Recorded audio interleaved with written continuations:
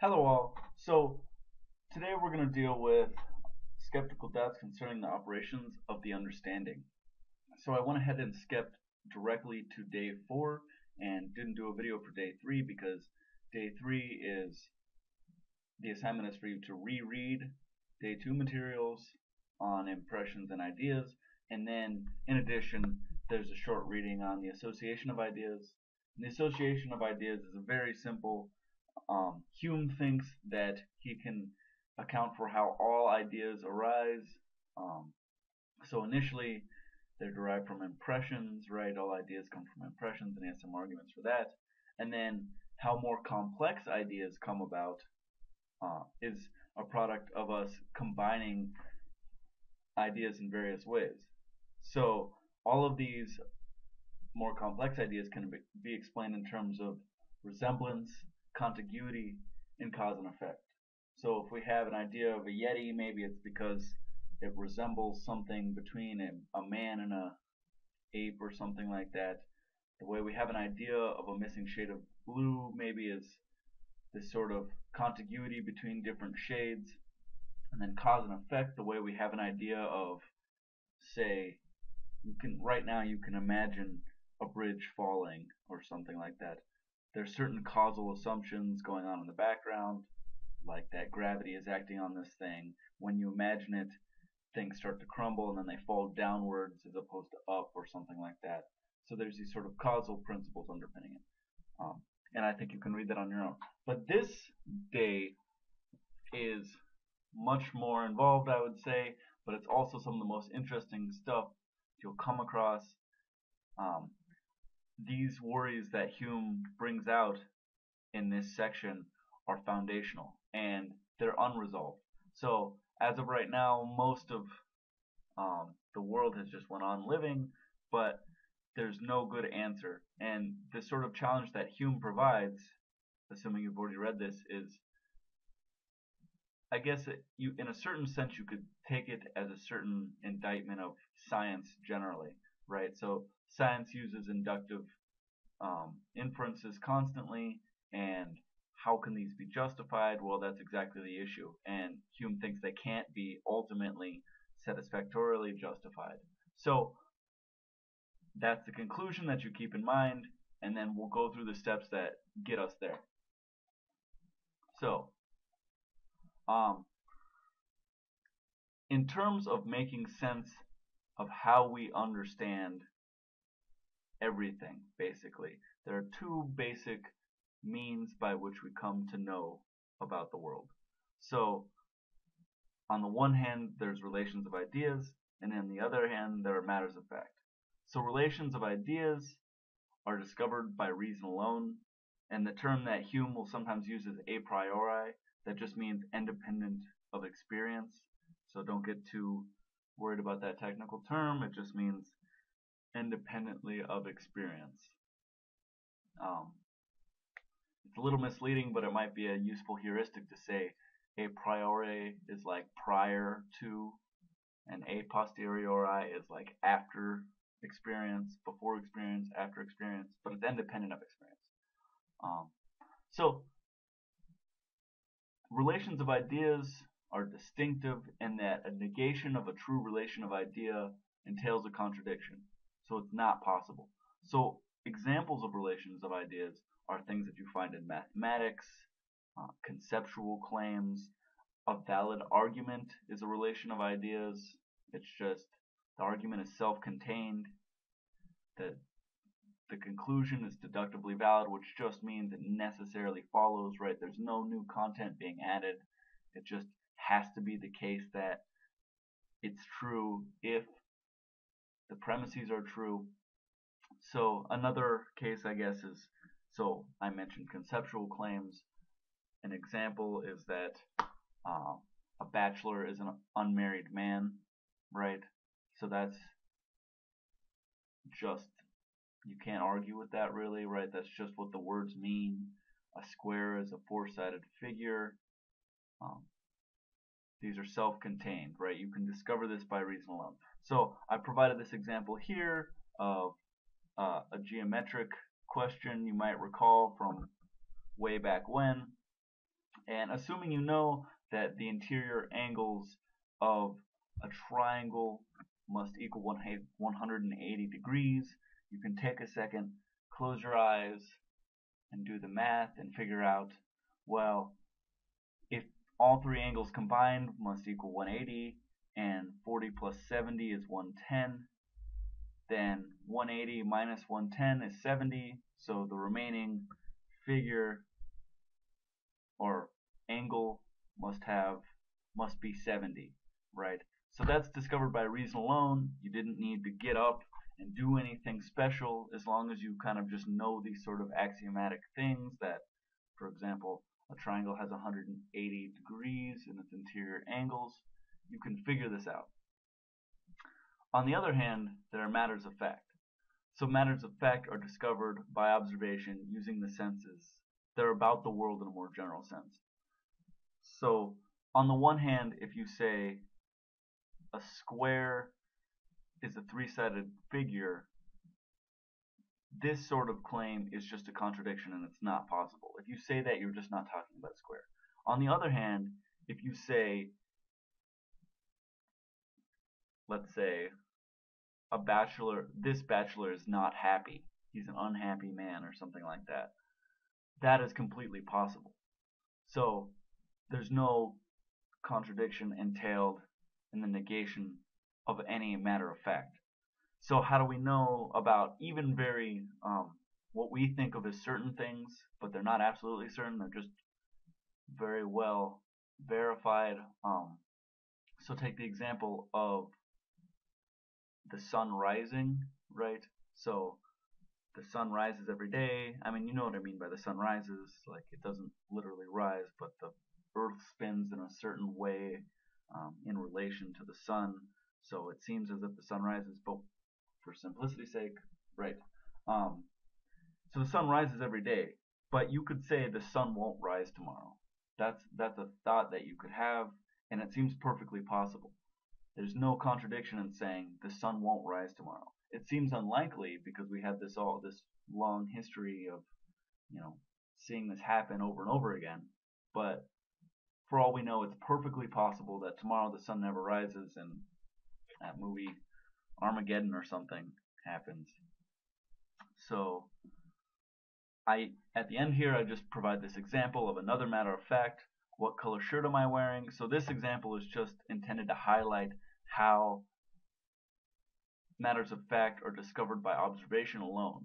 So if you can't just close your eyes and figure it out, that's kind of an indicator that it's a matter of fact, because you need to go out in the world and experiment and come to the result. So the reason why this is of significance is because Hume is ultimately going to try to figure out how we justify all of the interesting claims we make about the world. So we have a whole bunch of claims about, how species came to exist, why the sun rotates, that we claim that the sun the sun doesn't rotate. Anyway, I'm gonna have to look that up now. All sorts of interesting claims about the empirical world, and so the problem is, how do we justify that? And so it has to be by one of these two means, by a matter of relations of ideas or matters of fact for him. And so we'll see. And for Hume, just to note, so he's an empiricist. I think I've already said that sort of thing, which means that all knowledge is derived from the senses. So for him, in an interesting way, relations of ideas aren't a significant contribution to what we already know. So to say that a bachelor is an unmarried man is a tautology, and a tautology just means that it's a truism. It's logically entailed in the concept. The predicate, the property, unmarried man is already entailed in the concept of bachelor. So the same thing he thinks goes for all of arithmetic. Saying 2 plus 2 equals 4 is just a different way of putting 4 and 2 plus 2. It's the exact same thing. That's what the equal sign means. So you're not really doing anything new and interesting when you're working with relations of ideas. So all the interesting work is to be done over on the matter of fact side of things.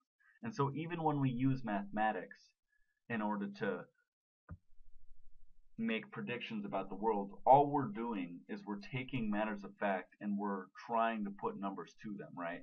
So those numbers wouldn't work if we hadn't went out and experimented and shown that, oh, well, this is the actual rate at which the earth turns or something like that.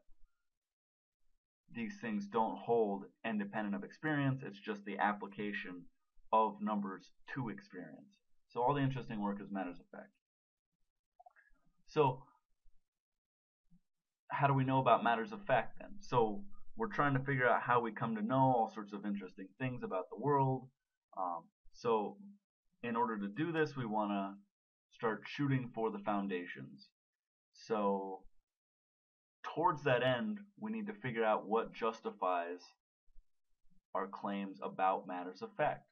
So how is it the case that we think that the sun will rise tomorrow, or that any sort of wide range of things? And Hume says it's all founded on the idea of cause and effect. So going back a little bit to the association of ideas, right? He's invoking this cause and effect notion again. So I just give a series of examples that are supposed to be pretty distributed throughout our domain of knowledge. The sun produces light, right? You can see in a certain sense there's a sort of causal claim going on there. So there's this thing, and an effect that it gives off is light. So the cause of that thing is the sun, right? And that's the way we think about it. It's not just that there's these two things that happen together. It's not just like, oh, well, the sun's out and there happens to be light. It's like, no, the sun produces light. It's the cause of it.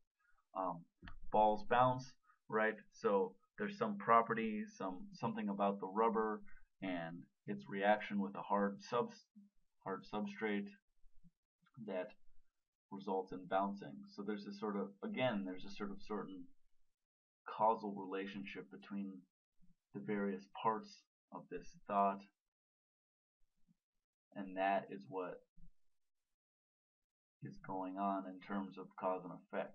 So it's cause and effect that helps us even make sense of notions like the balls bounce, right?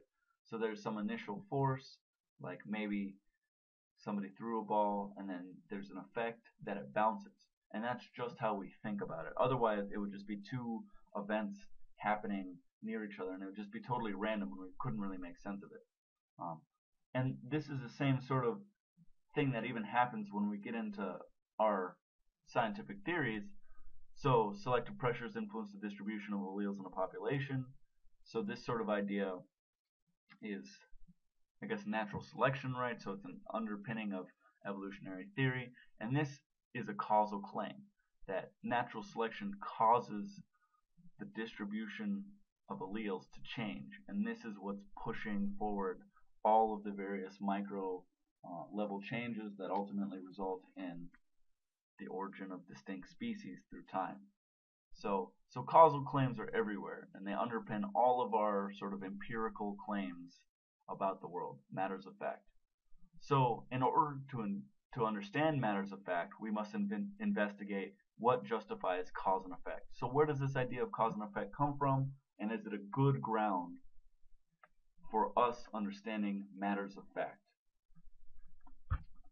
So cause and effect. So cause and effect, this too seems to depend on experience. So you can take a wide array of examples and find that independent of experience, you're not going to be able to predict the effect from the cause. So the only way that we know that there's this relationship between a cause and its effect is as a result of experience. That's the key point. So Hume has a bunch of imaginative examples. Well, some of them are actual examples, some of them are more imaginative. So for example, he talks about a lodestone and friction. So I'm not familiar with this myself, but apparently, I guess I've experienced that. Certain stones, if you push them perpendicular to each other, right, their molecular structure is such that there's a lot of friction.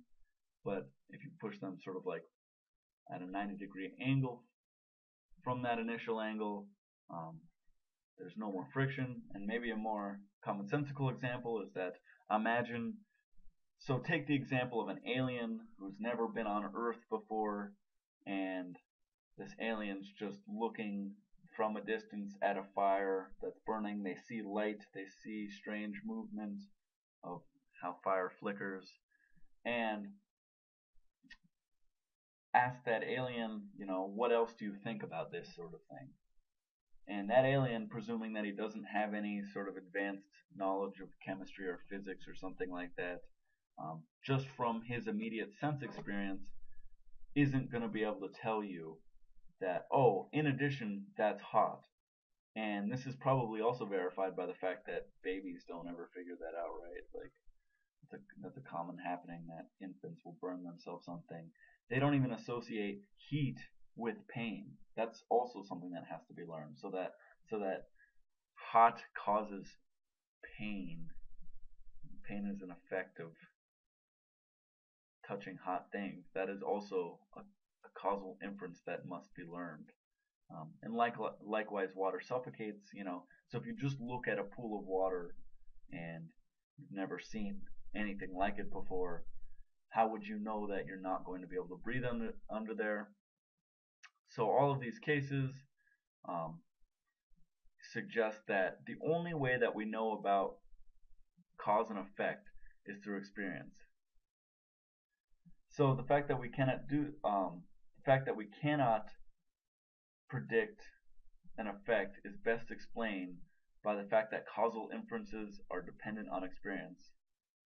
So cause and effect inferences or causal inferences are matters of fact also, and there's no necessary tie between a cause and effect. So this point here is going back to the matters of fact and relations of ideas distinction. So if it's a matter of fact, yeah, I already wrote it. So if it's a matter of fact, the negation of that matter of fact is always possible and does not entail a contradiction. So it's, in terms of necessary, we mean like logically necessary, like a very strong sense of necessary. So even though every single time you've ever put your hand in front of a fire, it's been hot, it's not like it's absolutely certain that the next time you do it, it will be hot. Because it's not something like a square is a four-sided figure. It's more like, what shirt am I wearing? You have to go out in the world and actually experience it to know. So it lacks a certain certainty that is a feature of relations of ideas. But as we'll come to see, this is somewhat problematic. So the reason why this is problematic is because if you recall, taking a step back, we're trying to justify matters of fact. So in trying to justify matters of fact, we've come to find that all matters of fact are based on this idea of cause and effect, and our idea of cause and effect is itself justified only through experience. So because it's only justified through experience, that means matters of fact, which are also about experience, are justified by experience. And as you recall from week 1, that's just a generic fallacy. That's begging the question. That's presupposing that your method is sound and then thereby employing that method to justify itself. So this is a deep problem for all of science, because any case in which you say the future will be like the past, the question is, why is that the case? Well, because the future has been like the past. But it seems like you need some sort of external standard, some basis of justification that doesn't invoke experience to be able to justify experience. So this is sometimes called the meta problem of induction, or just the problem of induction. This is the more common version of the problem that you'll hear. And the problem goes, I'll just sort of reiterate, it can be formulated as a dilemma, and that's one of the easiest ways to understand it, so that's how I wrote it out here. So knowledge in general, if we go back to the initial claim that Hume makes, is derived from matters of fact or relations of ideas. So we know that it isn't a matter of relations of ideas because we don't have deductive certainty. One, you can't just sit back and predict the effects of anything that you haven't experienced. And two, it's always possible that we could be wrong about these sorts of things. It seems like It's perfectly conceivable, it's perfectly possible that the sun won't rise tomorrow, or that if I just released a cup in the air, it would just hold still. That's something you can imagine, right? That seems um, to make sense. But on the other hand, saying that a, a triangle has five sides just doesn't make sense. You can't imagine that. Either you're thinking of a three-sided figure or a five-sided figure, or maybe you're mixing the two and thinking of a four-sided figure. But in any case, you're either thinking of a triangle or not. You can't think of a five-sided triangle. Um, so then that leaves it to matters of fact in order to justify our knowledge claims. So this amounts to using a matter of fact prior experience to justify causal inferences, which are themselves matters of fact. This is question begging, right? So we cannot justify inferences about cause and effect. So we can't do it by relations of ideas because it just doesn't seem possible, and we can't do it by matters of fact because doing so is question begging. So there's no good way to justify causal inferences. And so this sort of problem is deep and affects every field of science today. Um, and like I said, it's yet to be resolved, but we just tend to go on and act like it's not a problem because it's too good of a problem, because it would stop everything else in its tracks, and that's not reasonable. So another way to think about this is that you might hear the sort of social scientist, they say this thing, correlation does not equal causation. Um, and so there's examples of this, like, in a psychology class, they might point to the example of, oh, did you know murder rates and ice cream sales are strongly correlated? It's true, apparently, but the factor that's underpinning both of these is that summertime comes around and people, for some reason, are just more prone to kill each other and to buy ice cream during the season. So that's the third factor. But Hume will come along and say, but look, even claiming that summer is the cause of both of these things, ice cream sales and murder rates, is also unjustified because it's just a constant conjunction. So it just seems that, like, every time summer comes around, murder rates spike and ice cream sales spike, but how are you going to justify that from an external standard? All you can point to is past historical precedents, and that's not a good outside means of justifying the inference. And of course, you can't say it's a relation of ideas, that it's a conceptual fact, because it's clearly not a conceptual fact that summer entails higher murder rates or something like that. So this constant conjunction does not equal a necessary connection. So you don't have any legitimate grounds to say that just because every time I drop a cup and it hits the ground and that glass breaks, there's these two things. There's the dropping of the cup and there's the breaking of the cup. But this constant conjunction of effects doesn't mean that there's any necessary connection between the two. Because that amounts to saying the past has been like the future, so the past will be like the future. So I put this in a slightly different way, and maybe this will help people understand it a little bit better. The second way of thinking about it is a sort of sample size and inductive generalization characterization of the problem. In this way, so I'll tell you a hypothetical account. Sometimes philosophers like to call these thought experiments, just to sort of make you think about these issues in abstract. So imagine that you get a magical vase, and this magical vase has jelly beans in it, and it has an infinite amount of jelly beans. And every single jelly bean you've picked out of it is red. And you've picked out thousands of jelly beans. So at some point you're going to say all the jelly beans in there are red.